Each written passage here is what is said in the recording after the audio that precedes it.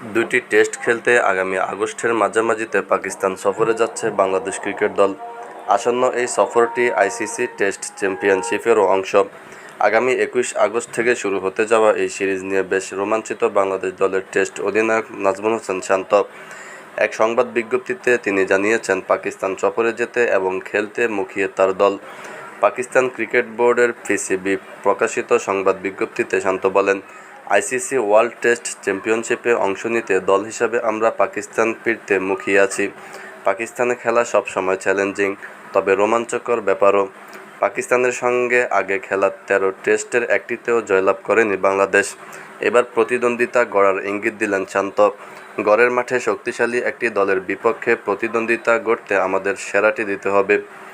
আসন্ন সিরিজটি নিয়ে বিসিবির প্রধান নির্বাহী নিজামুদ্দিন চৌধুরী বলেছেন, আইসিসি ওয়ার্ল্ড টেস্ট চ্যাম্পিয়নশিপের ম্যাচগুলোর সূচি নিশ্চিত করায় আমরা পিসিবিকে ধন্যবাদ জানাই।